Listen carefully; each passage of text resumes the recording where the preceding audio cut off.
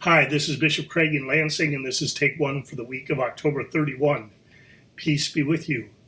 I'm recording this on November 1st, All Saints Day. And some of you will watch this tomorrow. Many congregations will celebrate All Saints Day on Sunday, November 7th. The gospel reading for All Saints is the center of the story of Jesus raising Lazarus from John's gospel. And two important things stand out for me in that reading. First, that Jesus calls our beloved dead out of death into new life. And we can hold on to that promise. Jesus will call our beloved dead out of death into new life, just as he did for Mary and Martha. The second thing is that when Lazarus comes out of the tomb, he is still bound in the grave cloths. And Jesus says to his followers, unbind him and let him go. There's a good thing for Christians in the church to be about, unbinding those who are still tied up in death and freeing them to go. Both of these messages seem to me particularly appropriate on this All Saints Day and this All Saints Sunday when we are still in a COVID-19 pandemic and death is not over from that disease. I appreciate All Saints Sunday, All Saints Day, because it is the one day a year when it is appropriate and I guess I would say accepted to publicly grieve in the church, to shed some tears over loved ones and not be embarrassed about it. So if you're grieving in church on Sunday, whether in person or over live stream, you're doing the right thing. Now, in the meantime, if you watch this video today or tomorrow when the newsletter comes out, the weekly update, I invite you to take a few minutes and personally celebrate All Saints.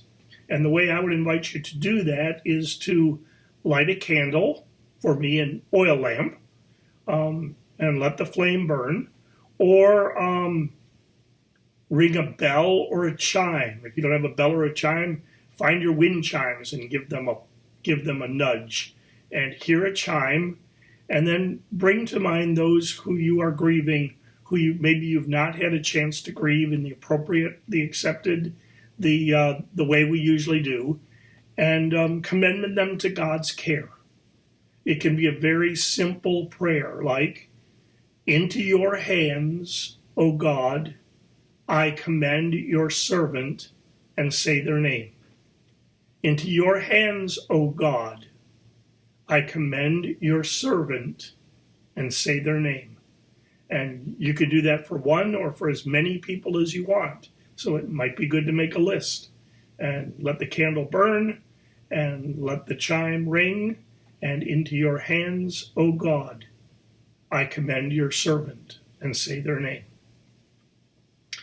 If we are not celebrating All Saints on Sunday and turning to the reading appointed by the Revised Common Lectionary, it is the story of a saint. And the saint is the widow who puts her last money, her last coin in the treasury. Now, Jesus has just kind of critiqued the scribes for raiding widows' houses for their possessions and wanting to be recognized, and they do things for appearances, and he warns his followers not to be like them. And then he sits down across from the treasury and watches many people put in large sums, and this widow put in her last coin, and he praises the widow. And what he says is, they put in out of their excess, but she put in all that she had, all that she has to live by. And there is, I guess, a saint, someone who puts their entire trust in God, and in God through the religious system, perhaps even knowing that it's corrupt, knowing that, or trusting that God works even through a corrupt or a flawed church, shall we say. And if if you're looking at this as a stewardship sermon, there's the goal, putting in everything, which none of us will ever do. So we don't have an excuse to say I've done enough, because we can all be growing in our stewardship if you want to do stewardship on this Sunday, or if you're in the middle of a stewardship campaign. We can all grow in how much we give back to God or give to God, or how much we give in order to show our trust in God. And that doesn't mean all of it needs to go into a congregation or a synod, but how are we using our wealth to show our trust in God? So there's a saint.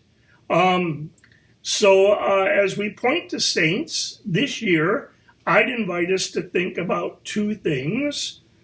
Unknown saints who inspired us to trust in God.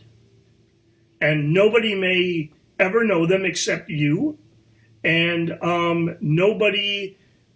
may never get a Saints' Day or public recognition. I mean, if Jesus had not been sitting there, the widow would have never been known. But unknown saints who inspired you to trust in God, that would be one. And this year I'm thinking about saints who, because of COVID, whose lives were cut short and never had the chance to live a full life and come to trust in God. And then, of course, I'm thinking about, I don't know why, but probably because of the reading I've been doing, I'm thinking about soldiers and military personnel, because Veterans Day is coming. So those are my All Saints reflections.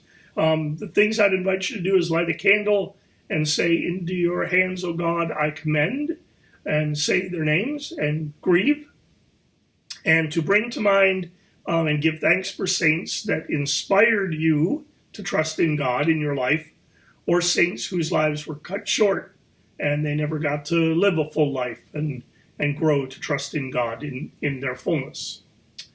This week for me is a week of Zoom meetings. I'm very excited because on Wednesday I will get to meet with the ministerium of the Southwest Pennsylvania Synod, that's Pittsburgh, and talk about preaching yoked to Jesus. And then on Thursday morning, I meet with the deans. We meet with the deans, our regular deans meeting, which I really appreciate. And then there are a bunch of other Zoom meetings on the calendar through Thursday. And then on Friday, I am going to go on 10 days of vacation and unplug and be away. It's really the first vacation that Kathy and I have had since before Christmas of 2019. So we are ready. If you have a need while I am away, you can either reach out to Pastor Anderson, who's kind of like in charge for 10 days, or reach out to the Synod office and leave a message, and Anne and Renee will do their best to answer or route it through Roseanne, but we will be on top of things. And I'll be back on the 15th, or 16th, I guess, Tuesday the 16th. So I will not see you for Take One next week. So have a good time while I'm away. And yes, you are all thinking it. Or many of you are thinking it. So I will say it, go green. But more importantly, the peace of Christ be with you. Take care.